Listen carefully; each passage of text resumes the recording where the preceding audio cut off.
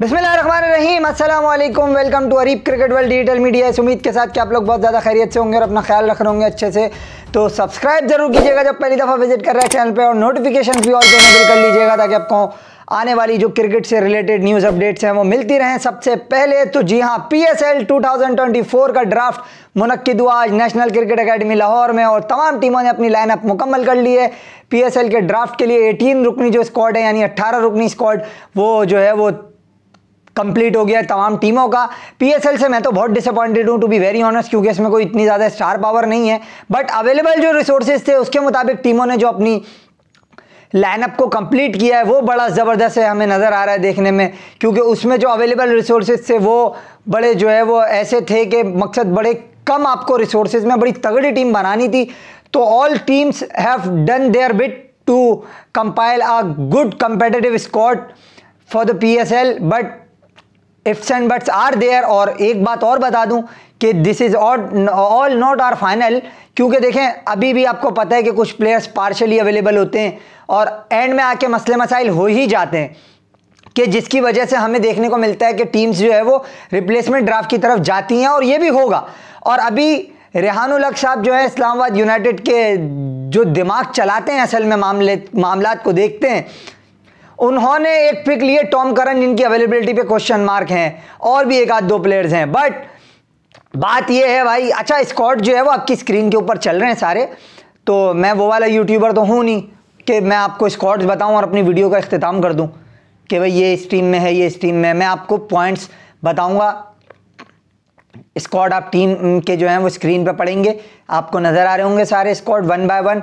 अलग अलग भी स्क्वाड्स आएंगे आपके पास, और एक जो कंपाइल करके जो एक ग्राफिक PCB ने इशू किया है वो वाले भी स्क्वाड्स आपके पास आएंगे, नज़र आपको आ रहे होंगे स्क्रीन पे। आप पॉज करके पढ़ सकते हैं अगर आपको मेरी बात नहीं सुननी है, और जिनको पॉइंट समझने हैं वो मेरी बात सुन लें। बहरहाल तो भैया बड़ा ज़बरदस्त PSL का ड्राफ्ट हमेशा से होता रहा है। इस बार डिसअपॉइंटमेंट रही कि इतना अच्छा ड्राफ्ट नहीं था। क्यों? क्योंकि प्लेयर्स अवेलेबल नहीं थे बहुत सारे, चाहे वो टिम डेविड हो, चाहे डेविड मिलर हों, और उसके अलावा आप देखो आंद्रे रसेल भी नहीं है। और फिर मैं मैक्सवेल और ट्रेविस हेड और वार्नर की क्या बात करूं, वो तो बहुत ऊपर तले की चीज़ें हो गई। और फिर स्टीव स्मिथ, और उसके अलावा फिर मैं चले जाऊं अगर क्विंटन डिकॉक पे, तो फिर मामला बड़ी दूर चले जाते हैं। पिछली बार हमारा दोस्त टिम्बा बवोमा भी था, बट अब की बार वो भी नहीं है ड्राफ्ट में। बहरहाल मार्क जो डेब्यू हुए हैं उसमें अगर आप देखो तो डैनियल सैम्स का डेब्यू हो रहा है, टिम सेफर्ट का डेब्यू हो रहा है PSL में। उसके अलावा जो है वो लुंगी निगेटी का डेब्यू हो रहा है। Matthew Ford from West Indies, he is going to make his debut. Reeza Hendricks का डेब्यू हो रहा है। तो there are some players new faces in the PSL, but आप वही बात कहोगे कि वो वाले मामलात नहीं है जो हम देखना चाहते हैं। जो क्राउड प्लेयर होते हैं वो वाले प्लेयर्स जो है वो PSL में नहीं है। अब मैं टीम्स एक एक करके थोड़ा सा बैलेंस देखने की कोशिश अगर करूं तो लाहौर का पहले मैं इस्लामाबाद यूनाइटेड की तरफ जाऊं। उन्होंने जो एक भंड किया, जो उन्होंने जॉर्डन कॉक्स को लिया और रहमानुल्लाह गुरबाज को नहीं लिया, इस पे आप बात कर सकते हो कि यहाँ पे थोड़ा सा हो सकता था। प्लस ये कि इस्लामाबाद यूनाइटेड का जो बैटिंग अटैक है वो बड़ा ज़बरदस्त है, इनके पास मिडिल ऑर्डर में भी बड़े तगड़े बैट्समैन हैं। प्लस इन्होंने जो सेंसेशन उठाई है, Hunain Shah, Ubaid Shah, Naseem Shah, plus Shamyl Hussain, he is a very promising youngster, under 19 player, and he will I think perform brilliantly if his luck goes on his way. Otherwise that could have been curtains as well, but he is a very promising youngster, no doubt about that. और उसको अगर आप देखोगे तो वो बहुत अच्छा आपको परफॉर्म करता हुआ नज़र आएगा। और उसी के अलावा अगर आप देखोगे तो इनके पास कॉलन मनरो हैं, एलेक्स हेल्स हैं, उसके अलावा इन्होंने जो है वो टिमाल मिल्स जिनका इंग्लैंड से ताल्लुक़ है उनको भी अपने स्क्वाड में शामिल किया। मैं सिर्फ जो डिबेट का एक मार्जिन रखूं, अगर वो सिर्फ मैं रख सकता हूं उसके ऊपर ही जॉर्डन कॉक्स और रहमानुल्लाह गुरबाज, क्योंकि आई थिंक जॉर्डन कॉक्स भी विकेट कीपर है, रहमानुल्लाह गुरबाज भी विकेट कीपर है। उन दोनों में से आपको एक पिक करना था और आप गुरबाज की तरफ नहीं गए, जो कि मेरी नज़र में गलत है। आप डिसएग्री कर सकते हैं।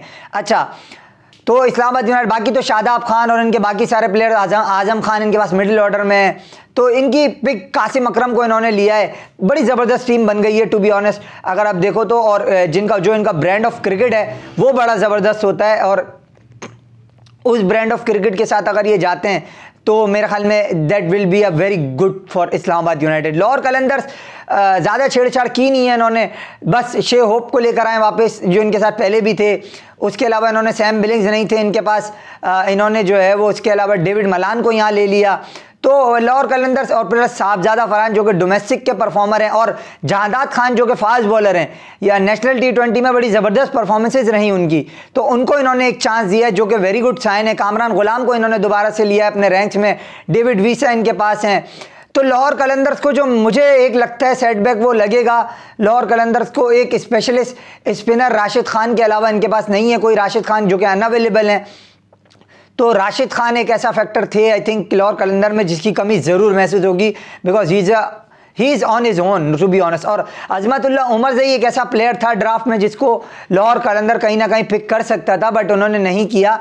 अपने कुछ जो है वो एहसन भट्टी और एक आध दो और इमर्जिंग टैलेंट्स की तरफ ये गए हैं, जो कि मेरे ख्याल में एक ज़बरदस्त साइन है लाहौर कलंदर्स के लिए भी। और इतनी जेल टीम है, डेविड वीसा भी इनके पास है कि इनको ज़्यादा छेड़छाड़ कुछ करने की ज़रूरत है नहीं अपनी टीम में, क्योंकि परफॉर्म करते आ रहे हैं। जेल है आपकी team, back to back titles आपने जीते हैं, but guys I must say one thing which is this time Lahore Qalandars की टीम, आप ये नहीं कह सकते कि ये टाइटल अपना थर्ड टाइम लकी हो सकती है। ये मेरी राय है, आप डिसएग्री कर सकते हैं, ये मेरी राय है। Third time lucky not, this is not a year for Lahore Qalandars I think to be a third time lucky team. But I will not say कि वो बहुत बुरा परफॉर्म करेंगे, बट थर्ड टाइम लकी वाली बात, मैं सिंपल सी बात कह रहा हूँ कि टाइटल विनिंग टीम मुझे ये नहीं लगती।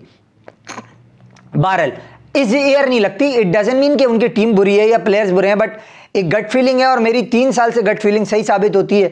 जो मैं कहता हूँ, मेरे यूट्यूब चैनल पे वीडियो पड़ी हुई है, आप पीछे जाके देख सकते हो।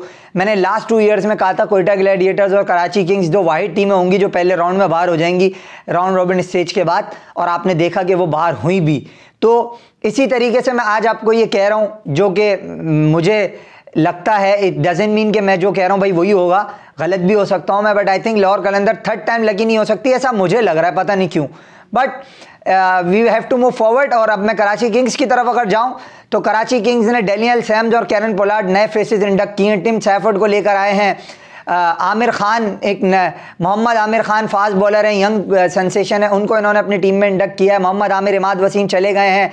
तैयब ताहिर को रिलीज़ करके मोहम्मद इखलाक को रोक लेना, ये इनका भंड था जो कि मैं अभी भी समझूंगा। जबकि आपने साद बेग जो कि अंडर 19 का प्लेयर है उसको अपनी टीम में ले लिया है, तो मेरे ख्याल में आपकी कमी वैसे भी पूरी हो जानी थी। आपने मोहम्मद इखलाक को रिलीज़ कर देना चाहिए था और तैयब ताहिर को रिटेन कर लेना चाहिए था, जो मेरा पॉइंट है। और वर्स्ट पिक लग रही है मुझे मोहम्मद इखलाक की। मुझे तो इवन टीम में जगह बनती हुई नज़र नहीं आ रही, to be very honest, Mohammad Ikhlaq की, because I prefer Saad Baig over Mohammad Ikhlaq because he is a youngster and he performs brilliantly in under 19 world cup. He is leading the side 3 out of 3 in under 19 world cup. Young sensation, you have to think about future as well.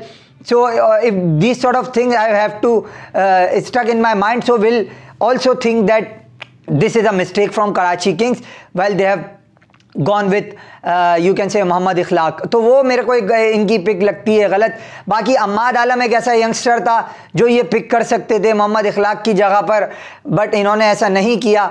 Overall अगर आप देखो तो इनकी भी team, Shoaib Malik इनके पास हैं, James Vince इनके पास हैं, हसन अली इनके पास हैं, और इन्होंने डेनियल सैम्स को अपनी टीम में रख लिया है, मोहम्मद नवाज को अब इनके पास हैं। सो बैटिंग बॉलिंग का कॉम्बिनेशन एक बड़ा ज़बरदस्त है।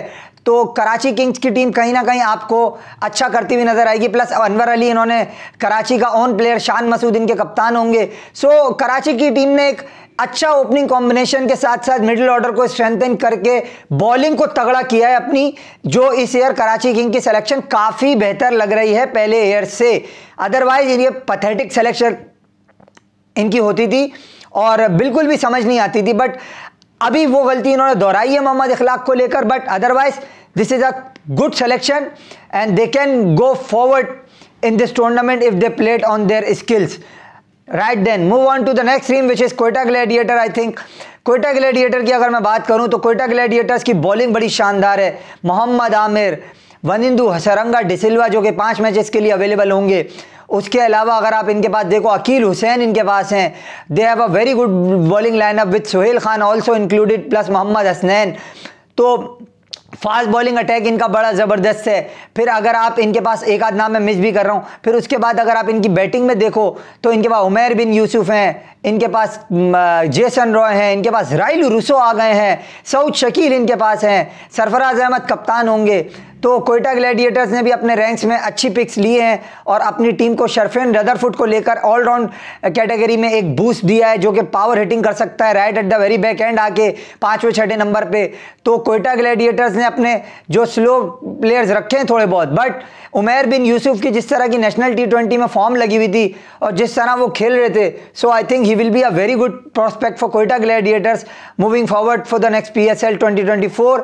सो कोयटा ग्लैडिएटर्स का जो टीम कॉम्बिनेशन है वो इस दफ़ा इतना बुरा लग नहीं रहा। टू बी ऑनेस्ट मुझे काफ़ी बेहतर लग रहा है बैटिंग और बॉलिंग दोनों के लिहाज से। ऑलराउंडर इनके पास मोहम्मद नवाज से, जिसकी जगह इन्होंने शर्फिन रदरफुड को ले लिया।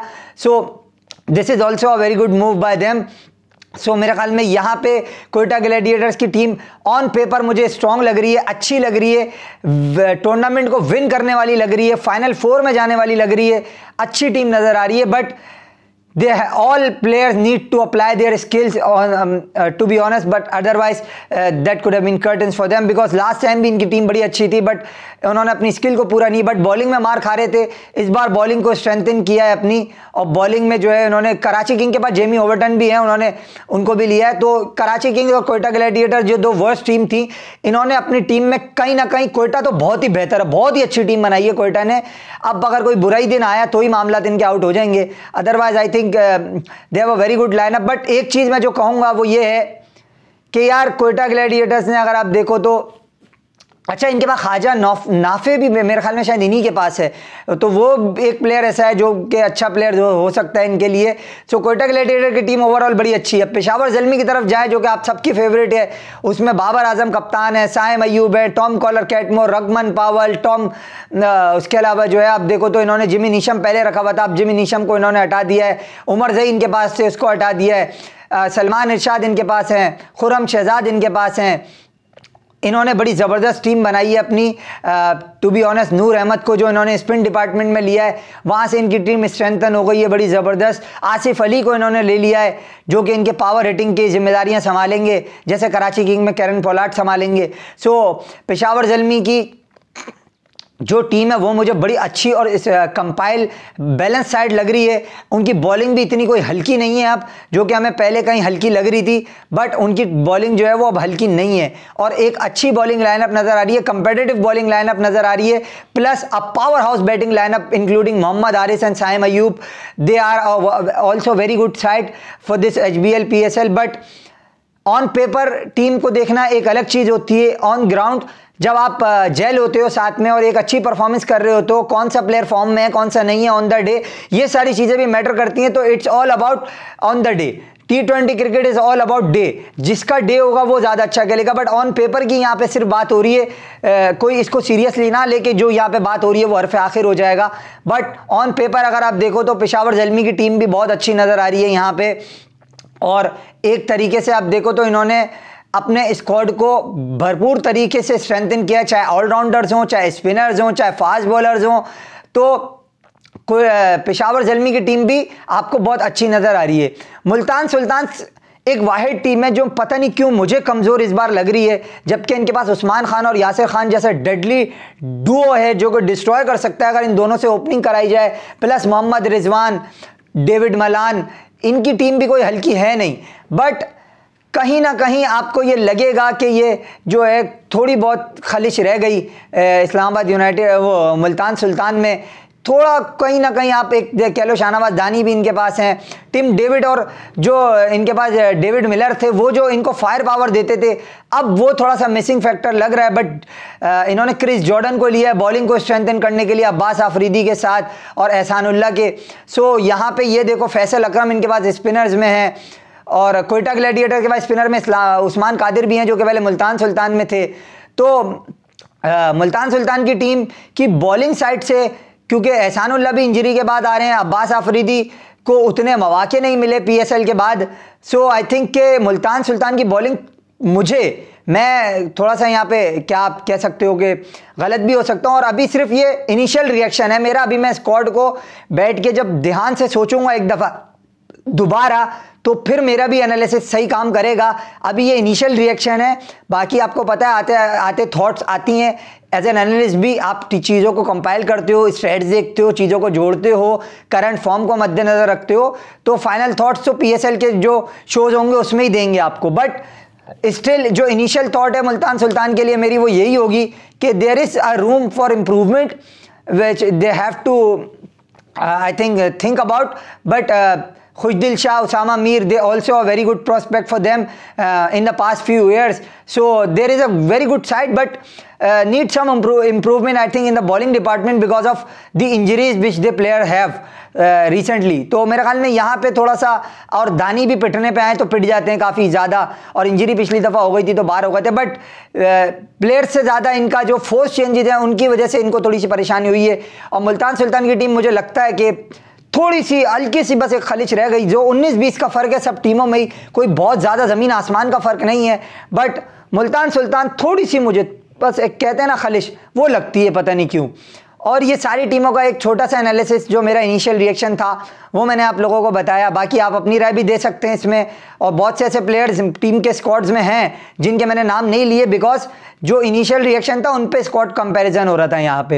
इट डजंट मीन कि ये पूरी वीडियो में मैंने ये जो कह दिया यही होगा, या मतलब ये मेरा कोई प्रेडिक्शन हो गई। भाई प्रेडिक्शन नहीं है, एक जस्ट इनिशियल रिएक्शन है, फर्स्ट रिएक्शन जो होता है बस वो है ये। बहरहाल आपको वीडियो कैसी लगी अपना कमेंट बॉक्स में राय का इज़हार कीजिएगा। वीडियो पसंद आए लाइक शेयर करके चैनल को ज़रूर सब्सक्राइब कीजिएगा, और उसके अलावा फेसबुक पे हमें फॉलो कर लें, इंस्टाग्राम पे और ट्विटर पे डिस्क्रिप्शन और अबाउट सेक्शन में लिंक मिल जाएगा। व्हाट्सएप चैनल ज्वाइन करना चाहें तो अबाउट सेक्शन में जाएंगे, आपको व्हाट्सएप का जो बटन मिलेगा सबसे ऊपर, वहाँ पे आप क्लिक करें, ज्वाइन करें हमारा व्हाट्सएप चैनल। इजाजत दें मुझे, जब तक के लिए अपना बहुत सा ख्याल रखिएगा। Pakistan versus Australia test match पे कल हाजिर होंगे। Till we meet again tomorrow, it's good bye from here.